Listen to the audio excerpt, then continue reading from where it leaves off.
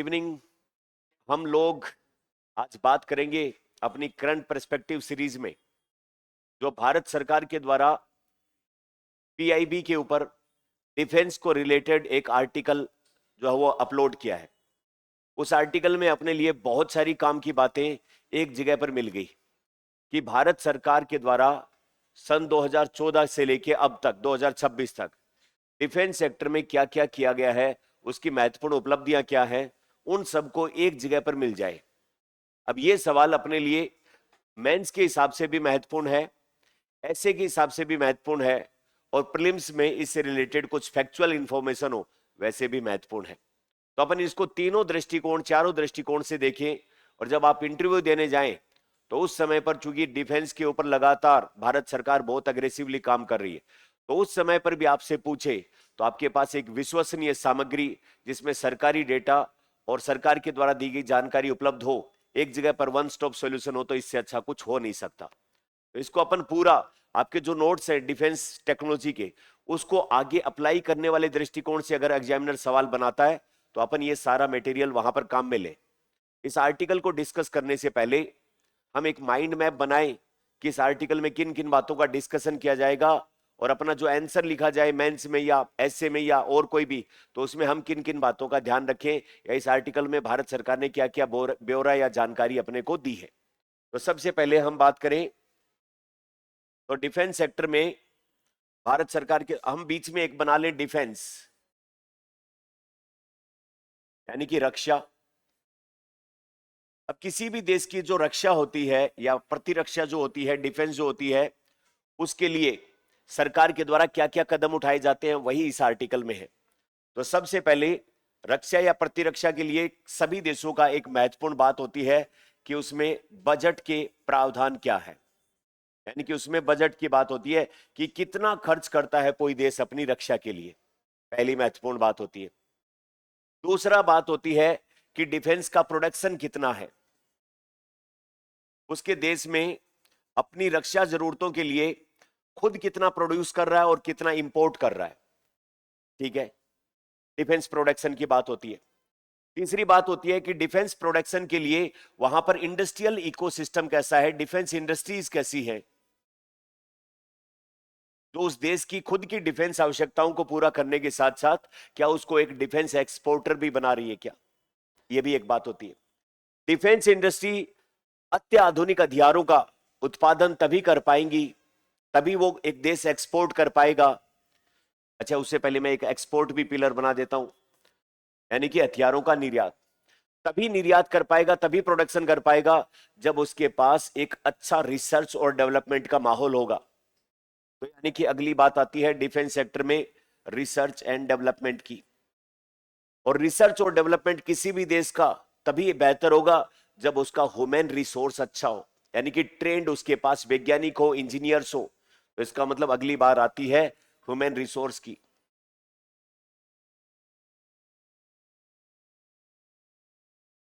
Human resource की बात आती है।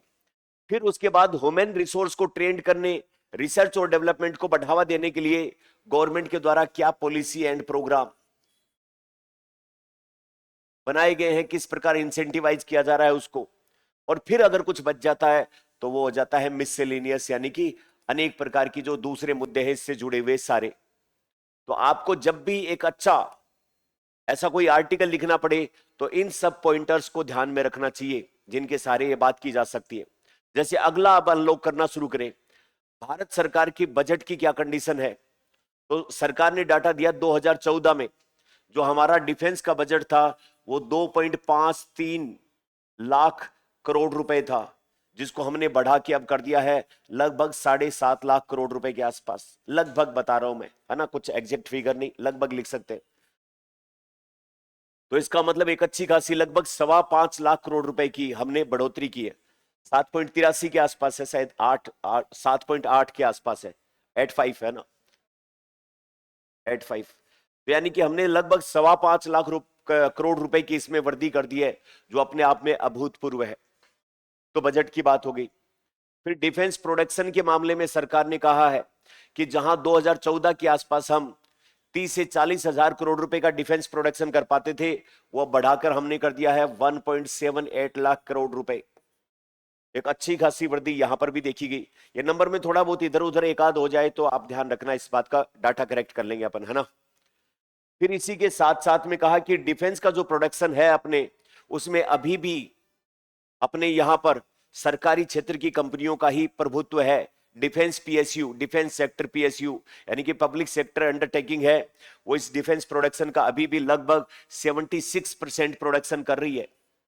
DPSU, defence sector public sector undertaking, या रक्षा से क्षेत्र सार्वजनिक क्षेत्र के उपक्रम जो है, वो अभी भी अपने देश में जितना हथियार वगैरह जो भी बन रहे हैं, गोला बारूद उपकरण या ड्रोन या जो भी बन रहा है, उसमें 74% प्रोडक्शन अभी भी सरकार की कंपनियों का ही है। और साथ में अभी प्राइवेट सेक्टर को भी हमने इनवाइट किया है, तो उसका यहां पर योगदान लगभग 24% के आसपास है। इसको बढ़ाने की जरूरत है और सरकार इस पे अग्रेसिवली काम कर रही है, इसको बढ़ा रही है। फिर बात करें इंडस्ट्रीज की, तो डिफेंस सेक्टर के अपने देश में लगभग 16 बड़े डिफेंस पीएसयूज हैं, जिसमें जो वो हिंदुस्तान एरोनॉटिकल लिमिटेड से लेकर के और भी बहुत सारे ऐसे 16 बड़े पीएसयूज हैं। सरकार ने लगभग 500 कंपनियों को डिफेंस सेक्टर का लाइसेंस दिया है, जो सरकार की अनुमति से हथियारों का उत्पादन और निर्यात में कार्यरत है। और लगभग 17,000 छोटे MSME, micro small medium enterprises हैं, जो डायरेक्ट और इनडायरेक्ट हथियारों के पुर्जे बनाने से लेकर मटेरियल बनाने से लेकर उसके कंपोनेंट बनाने के क्षेत्र में कार्यरत है। इसके साथ डिफेंस प्रोडक्शन की इंडस्ट्रीज में अपने यहां पर देखा जाए तो 2 बड़े इंडस्ट्रियल कॉरिडोर हमने बनाए हैं। एक यूपी के 5 या 6 जिलों में है और एक तमिलनाडु के अंदर है। यूपी वाले डिफेंस कॉरिडोर में, जहां पर एक पूरा इकोसिस्टम छोटे कंपोनेंट से लेकर के इंस्टॉलमेंट से लेकर टेस्टिंग से लेकर सारी चीजें एक जगह पर उपलब्ध है, वो डिफेंस कॉरिडोर है। यूपी वाले में लगभग 42,000 करोड़ रुपए का इन्वेस्टमेंट किया है, और इसमें इससे 10,000 करोड़ कम लगभग 32,000 करोड़ रुपए का, ये सारे डाटा मैं आपको टेंटेटिव बता रहा हूं, 10,000 करोड़ रुपए का अंतर है। तो 2 बड़े डिफेंस कॉरिडोर अपने देश में बने हैं। उसके बाद एक्सपोर्ट की बात करें तो हम लगभग 80 देशों को एक्सपोर्ट कर रहे हैं, 80 कंट्रीज को। हाल ही में वियतनाम के साथ किया गया समझौता भी इसमें शामिल है। 80 देशों को हम डिफेंस के विभिन्न प्रकार के छोटे लाइट मशीन गन से लेकर अलग अलग चीजें एक्सपोर्ट कर रहे हैं। उसके बाद R&D में इनोवेशन इन डिफेंस एक्सीलेंस या डिफेंस एक्सपर्टीज, आईडेक्स करके एक स्कीम चलाई है सरकार ने, और उसको फिर और ज्यादा कंपनसेट करने के लिए अदिति, इसी को और ज्यादा मजबूती देने के लिए जो है वो इनोवेशन इन डिफेंस एक्सीलेंस है, आईडेक्स बोलते हैं इसको शॉर्ट में, और उसी को और ज्यादा मजबूती देने के लिए अदिति नाम की स्कीम रिसर्च एंड डेवलपमेंट में चलाई है। डीआरडीओ को रिसर्च एंड डेवलपमेंट के लिए एक बहुत बड़ा फंड सरकार के द्वारा मुहैया कराया जाता है, जिसमें डीआरडीओ उसको खर्च करवाता है। फिर ह्यूमन रिसोर्स के ग्रूमिंग के लिए, स्टार्टअप को बढ़ावा देने के लिए, वैज्ञानिकों की जो जरूरतें हैं लैब में अलग अलग, उन सबको कंपन जो वो एक तरीके से बजट एलोकेशन, सब चीजों में इस बजट का खर्चा किया जाता है। डीआरडीओ के द्वारा जो यंग साइंटिस्ट भर्ती किए जाते हैं, उन यंग साइंटिस्ट की पहले 2 साल की एमटेक खुद कराता है डिफेंस टेक्नोलॉजी में, ताकि ये एक स्किल्ड वर्कर बने। ह्यूमन रिसोर्स के रूप में जो वो यंग साइंटिस्ट लैब खोली गई है, जो 2020 के आसपास 5 खोली गई, और 6ठी यंग साइंटिस्ट लैब अभी खोल रहा है। हर साल डीआरडीओ लगभग 3500 इंजीनियर्स जो हैं, उनको अप्रेंटिसशिप डिफेंस टेक्नोलॉजी में उनको ट्रेनिंग देने का काम करता है। तो ये अपने ह्यूमन रिसोर्स की बात है। फिर पॉलिसी और प्रोग्राम में देखा जाए तो भारत सरकार के द्वारा जो वो इसमें डिफेंस सेक्टर के अंदर जो एक तरीके से एफडीआई की बात करें तो जो 74% एफडीआई जो स्वामित्व वाली कंपनियां हैं, उनको डायरेक्ट अनुमति दी है, और सरकार के स्पेशल इंटरवेंशन से, सरकार की स्पेशल परमिशन से 100% एफडीआई डिफेंस सेक्टर में भी अलाउ किया गया है। ये भी एक पॉजिटिव पहल है। सरकार private sector, startups, company, angel investor, foreign investor, FDI सबको तेजी से अनुमति दे रही है। फिर उसके बाद में मिसलेनियस में जो है वो हम देख सकते हैं कुछ महत्वपूर्ण डाटा जो इससे संबंधित है। तो इतने डायमेंशन अपने को एक साथ में देखने चाहिए, जिससे कि अपना ये एक आर्टिकल अच्छा खासा तैयार हो सकता है। एक बार वापस से बजट के मामले में 7.85 लाख करोड़ रुपए हम पहुंच गए। प्रोडक्शन के मामले में 1.78 लाख करोड़ रुपए पहुंच गए हैं। प्रोडक्शन में अभी भी लीडरशिप किसकी है? सरकारी कंपनियों की है। प्राइवेट सेक्टर अभी भी तुलनात्मक रूप से कम काम कर रहा है। इसके अलावा अपने देश में 16 बड़े डिफेंस सेक्टर के पीएसयू हैं। लगभग 500 कंपनियां हैं जो सरकार के द्वारा लाइसेंस प्राप्त करके हथियारों और विभिन्न कंपोनेंट का निर्माण कर रही है। 17,000 पीएसयूज है। इसके अलावा 2 बड़े इंडस्ट्रियल कॉरिडोर अपने यहां पर हैं, यूपी और तमिलनाडु के अंदर। इसके अलावा एक्सपोर्ट में हम 80 देशों को टच कर रहे हैं एक्सपोर्ट के मामले में। इसके अलावा रिसर्च एंड डेवलपमेंट में 2 इन स्कीम के याद रखने हैं अपने को नाम। इसके अलावा ह्यूमन रिसोर्स में यंग साइंटिस्ट से लेकर के अप्रेंटिसशिप से लेकर एमटेक करवाने से लेकर सारी चीजें। फिर एफडीआई वाली बात करनी है तो अपना सारा चीज क्लियर हो जाएगी। इसके अलावा कुछ एग्जांपल दे सकते हैं। 2015 से लेके अब तक हर साल जो बड़े हमने चाहे प्रचंड हेलीकॉप्टर बनाया है, चाहे मिशन शक्ति पूरा किया है, चाहे वो हमने जो वो आईएनएस जो वो विक्रांत को कमीशन किया है, या कलावरी या फिर पनडुब्बियां जो अलग अलग क्षेत्र की बनाई है, उन सब के बारे में भी जिक्र किया जा सकता है। इंडिविजुअली कुछ फैक्ट वो भी दिए हैं तो उनकी फोटोग्राफ भी अपन ने इसमें शामिल कर ली है। तो अब ये जो इतने डायमेंशन है उसके सारे इस चीज को देखना शुरू करते हैं अपन। तो प्रीलिम्स का सवाल बनाए, फिर मेंस के सवाल बनाए, 2-3 सवाल अलग अलग तरीके से सोच के अपन बना सकते हैं इस पे। तो जैसे 2014 से 26 के बीच में व्यापक परिवर्तन आया है रक्षा क्षेत्र में, जिसमें बाकी सब बातें तो आगे पीछे हैं, कुछ भी मतलब अपने दिमाग में आएगा वही लिखेंगे। 2.53 लाख करोड़ रुपए से बढ़ाकर कितना कर दिया है बजट? 7.8। तो एक फैक्ट तो अपने को यहां पर ये काम का मिल गया, इस बात को ध्यान रखना चाहिए डिफेंस सेक्टर का बजट कितना है। फिर उसके बाद में अगला, जहां पर रक्षा उत्पादन की बात है तो 46,429 करोड़ से बढ़ाकर हमने जो वो कितना कर दिया है? 1.78 लाख करोड़ रुपए। एक इंपॉर्टेंट फिगर, दूसरा फैक्ट अपने को ये मिल गया। अब इस उत्पादन में ज्यादा अभी भी किसका भागीदारी है? 76% डिफेंस सेक्टर के पीएसयूज की, और प्राइवेट सेक्टर की भागीदारी अभी भी कितनी है? 24%। इसको बढ़ाने की बात है। अपने देश में जो अपनी सेनाएं जो उपकरण काम लेती हैं, उसमें 65% जो इक्विपमेंट्स हैं वो अपने देश में खुद डोमेस्टिकली प्रोड्यूस करते हैं, डीआरडीओ और उसकी सहायक लैब्स के द्वारा डिजाइन किए हुए, और हम खुद ही करते हैं। तो यानी कि अब अपना इंपोर्ट को लेकर धीरे धीरे डिपेंडेंसी घट रही है, और डोमेस्टिकेशन या डोमेस्टिक प्रोडक्शन को लेकर बढ़ रही है टेंडेंसी, और हम बाहर एक्सपोर्ट करने के मामले में भी तेजी से काम कर रहे हैं। उसके बाद रक्षा जो है उससे रिलेटेड इंडस्ट्रियल और उसका विस्तार अपन बात करें तो एक मजबूत घरेलू इकोसिस्टम जिसमें 16 डिफेंस सेक्टर के पीएसयू, 500 लाइसेंस प्राप्त कंपनी और लगभग 17,000 एमएसएमई हमने स्थापित किए हैं। तो यहां पर औद्योगिक लाइसेंसों की संख्या पहले जो 2015 में 258 थी, वो अब 834 हो गई है, अलग अलग क्षेत्र के लोगों को लाइसेंस देके प्रोडक्शन को बढ़ाने में। अपने देश में अंग्रेजों के टाइम का एक ऑर्डिनेंस फैक्ट्री बोर्ड था, जिसके अंडर में हथियार बनाने वाली जो है वो फैक्ट्री इंडस्ट्री काम कर रहे थे। अब इसको लिक्विडेट करके इसकी जगह पर जो कंपनियां थी इसके अंडर में जो हथियार बनाने का काम कर रही थी, उनके 71 ऐसी फैक्ट्रियों को दोबारा से रिकंस्ट्रक्ट करके और 7 नए डिफेंस सेक्टर के पीएसयू बना दिए हैं। तो हमने लिक्विडेट कर दिया ऑर्डिनेंस फैक्ट्री बोर्ड को, और उसकी जगह पर यहां पर इसके अलावा डिफेंस इंडस्ट्रियल कॉरिडोर अपने कहां पर? एक तो उत्तर प्रदेश में लगभग 42,057 करोड़ रुपए का 42,057 करोड़ रुपए के निवेश के साथ में इसको, यानी कि यहां पर डिजाइन से लेकर डेवलपमेंट से लेकर असेंबलिंग से लेकर टेस्टिंग सारी सुविधाएं एक साथ में एक जगह पर। इसके डीआरडीओ के द्वारा एक जो वो डिफेंस की टेस्टिंग सेंटर भी अभी स्टैब्लिश किया गया है। इसके अलावा तमिलनाडु के अंदर भी 32,699 करोड़ रुपए का निवेश को आकर्षित करके एक डिफेंस कॉरिडोर बनाया जा रहा है। रक्षा निर्यात हमने देखे तो अपना पहले सिर्फ 686 करोड़ रुपए था 2014 के आसपास, वो बढ़ के 38,424 करोड़ रुपए हो गया है। 5500% की वृद्धि देखी गई है। कई बार ये नंबर थोड़ा सा ल्यूक्रेटिव लगता है तो एग्जामिनर जो है वो इस फैक्ट को डाल दे कि 5500% की ग्रोथ है, जो एक अविश्वसनीय टाइप का नंबर दिखता है। तो इस बात को भी अपने को याद रखना चाहिए। 2014 की तुलना में 2025-26 में हम डिफेंस एक्सपोर्ट कितना? 5500% इतना गेन हमने किया है। इसके अलावा जो सार्वजनिक क्षेत्र, जो पब्लिक सेक्टर के हैं, उनके अंदर 151% की वृद्धि है। 80 से ज्यादा देशों को निर्यात कर दें, और निर्यात करने वाली कंपनियों में भारत के अंदर 145 है। अपना उद्देश्य है 2029 तक 50,000 करोड़ रुपए का निवेश रक्षा क्षेत्र में करना, निर्यात जो वो रक्षा क्षेत्र में करना, 50,000 करोड़ रुपए का निर्यात की बात अपना टारगेट है। उसके बाद में R&D के अंदर बात करें, रिसर्च एंड डेवलपमेंट में, तो अपना पहले 2000 चूंकि तुलना कर रखी है 2014 से 26 की, तो पहले अपना 2014-15 में जो रिसर्च एंड डेवलपमेंट के लिए बजट था वो 13,716 करोड़ रुपए आसपास था। अब उसको बढ़ाकर कर दिया है 29,100 करोड़ रुपए के आसपास, है ना।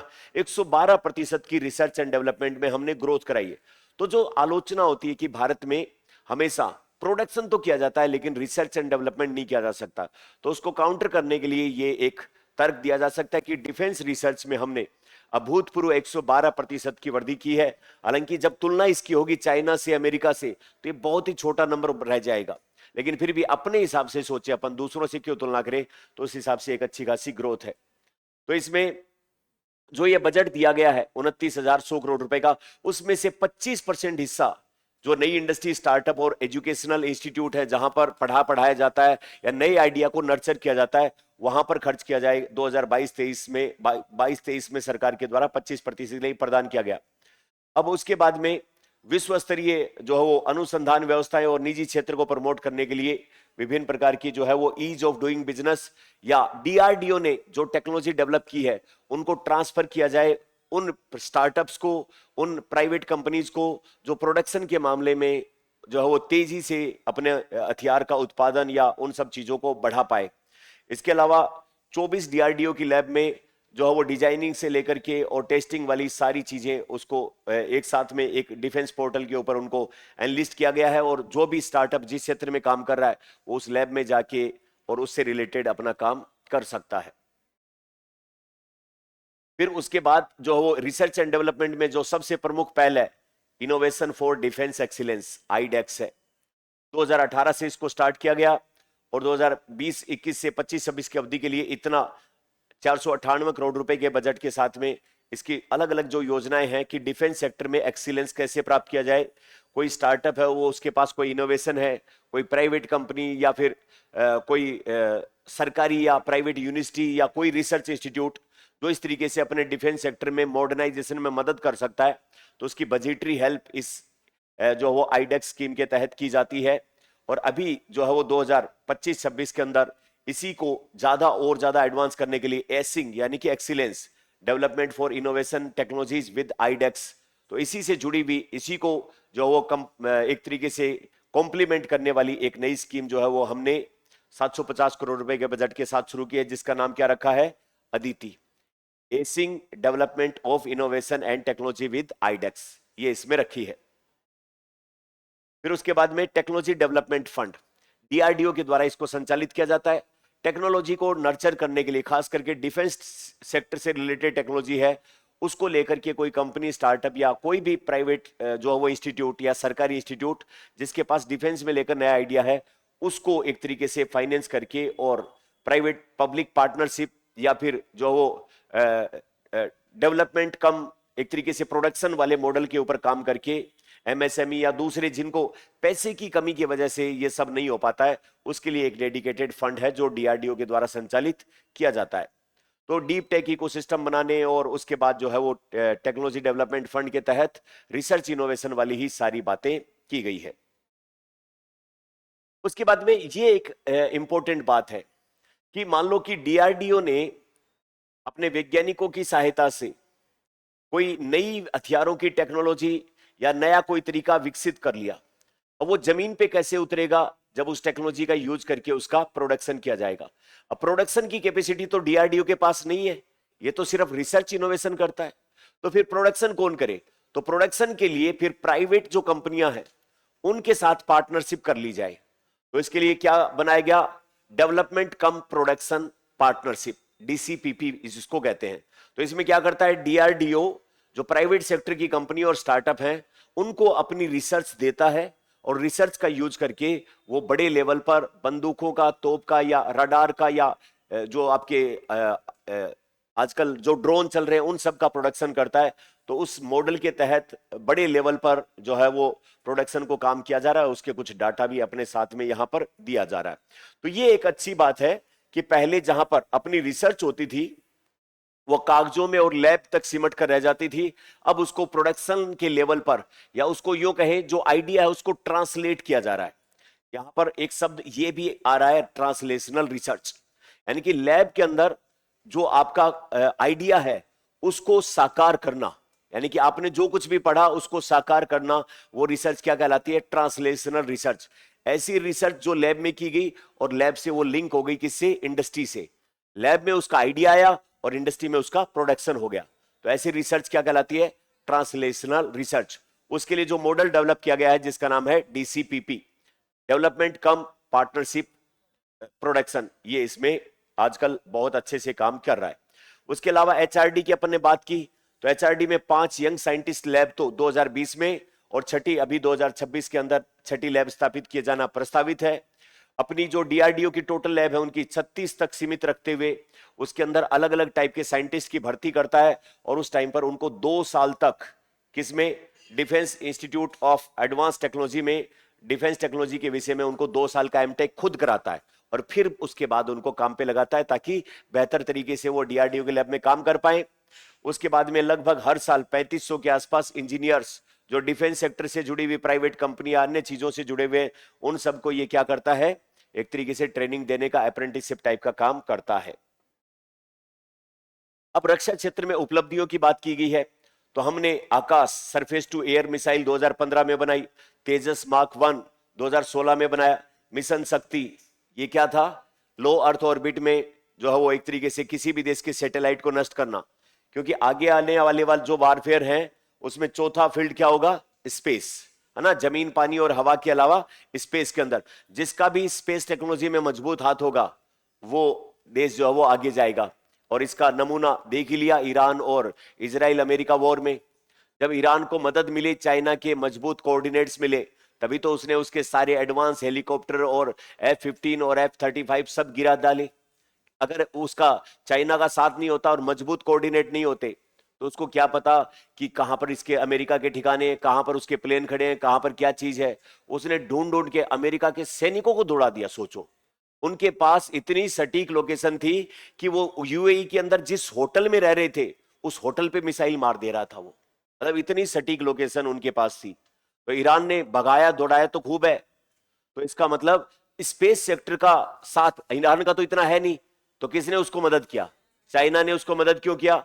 बदले में तेल लेगा ना बाद में सस्ती कीमत पर।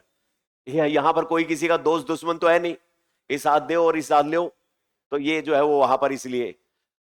तो मिशन शक्ति जो एक बहुत ही महत्वपूर्ण था, जो लो अर्थ ऑर्बिट में हम ऐसे कौन से देश बन गए आफ्टर यूएस, रशिया और चाइना, चौथे देश बन गए जो लो अर्थ ऑर्बिट में एक तरीके से किसी दुश्मन देश के सैटेलाइट को नष्ट कर सकता है।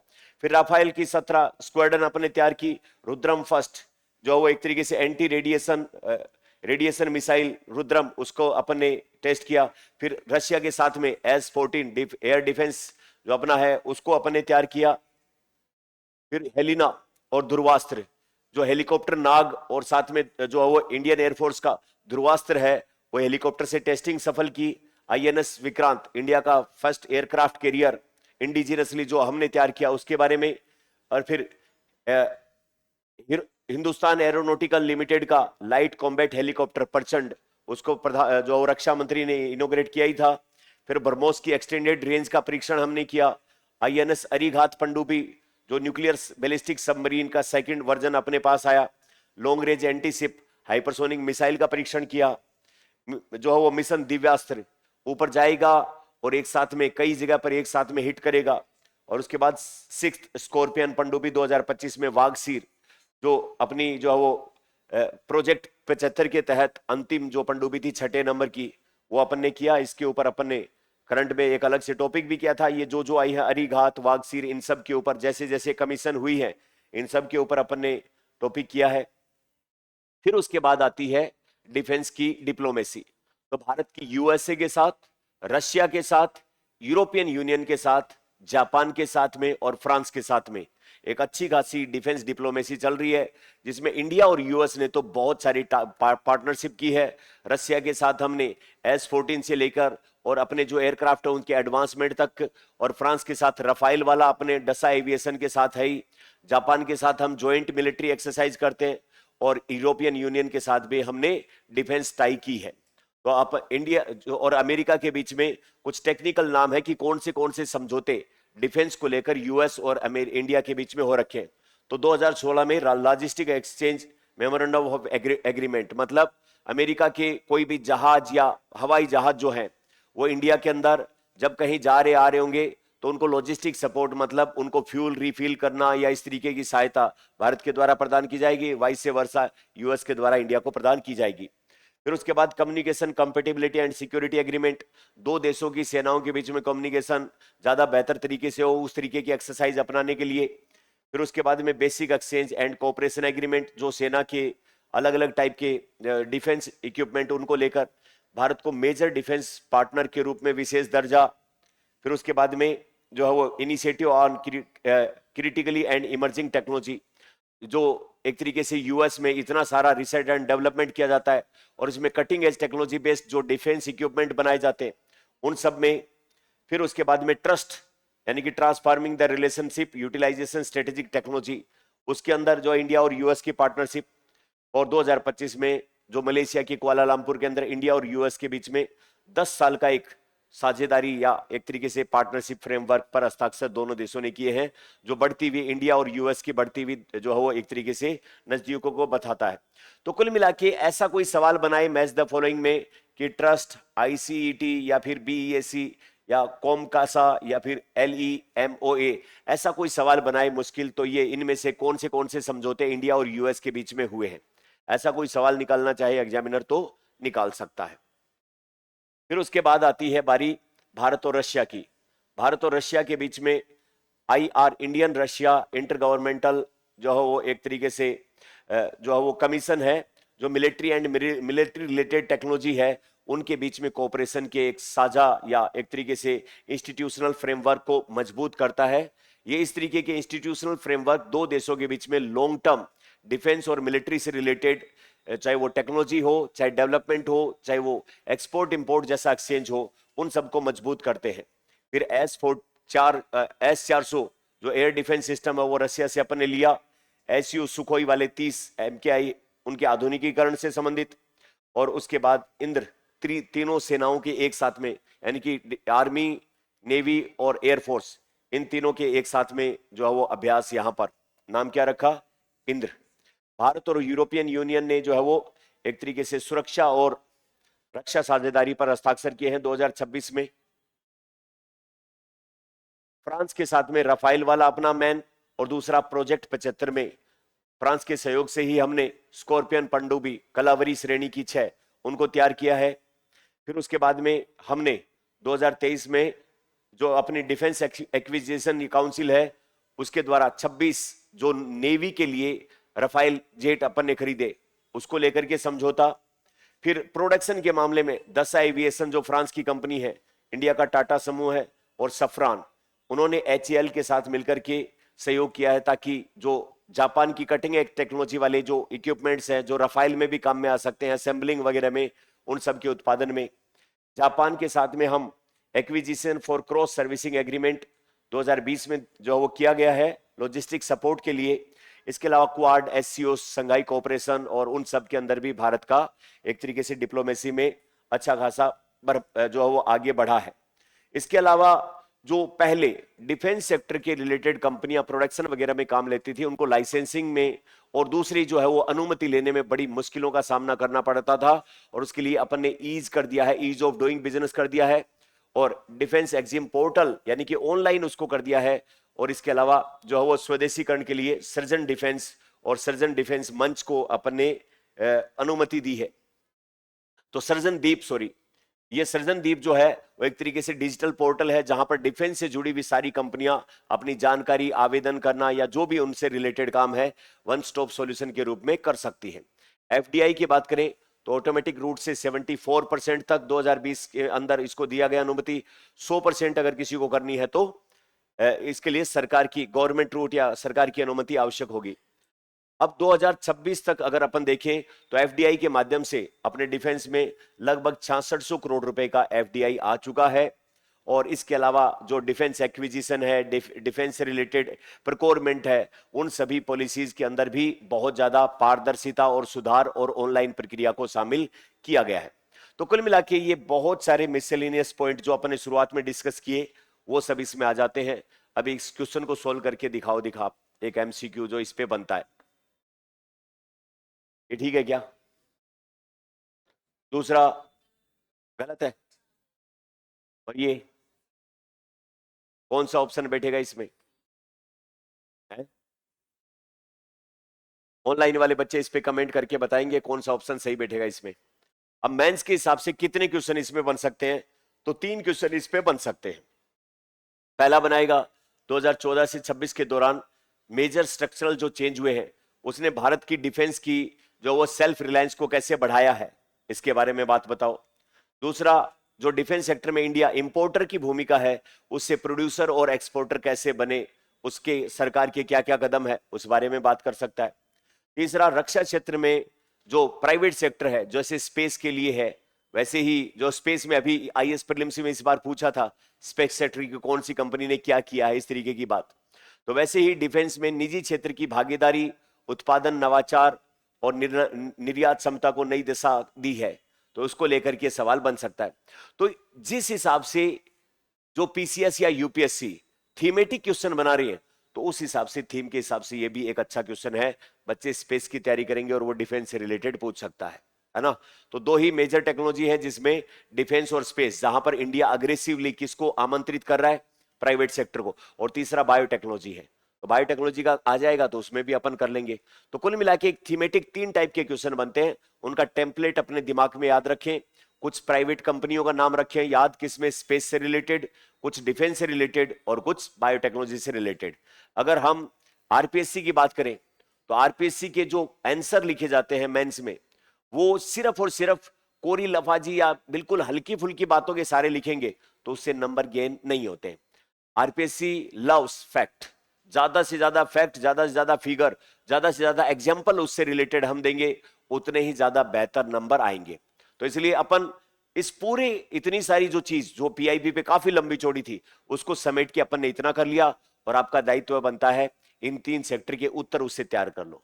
अगर डिफेंस में कोई करंट से सवाल बनता है तो लगभग इसके आसपास की बात वो कहेगा, है ना। इतनी सारी बातें आपको पता होंगी तो आप उसका आंसर अपने आप ही डिजाइन कर लोगे। इससे फिर बेसिक आप नोट्स में पढ़ ही लोगे और करंट में कोई बात आएगी यानी कि अब भारत सरकार ने क्या किया है तो अपने पास रेडीमेड उसका आंसर तैयार होगा। तो ये इंग्लिश में। तो प्लीज जो बच्चे इसको देख रहे हैं और अभी कोचिंग में आते हैं, अपनी क्लासेस लेते हैं, तो इन तीनों के आंसर लिखें और चेक करवाएं उन तीनों को। उसमें कोई कमी बेसी फ्लो के अंदर या अन्य कोई भी उसकी डिजाइनिंग में है उसको एक बार जरूर देख लेवे, है ना। तो ये बहुत ही वैल्यू एडिशन करने वाला आर्टिकल है एग्जाम के हिसाब से, equally important for UPSC and RPSC for both.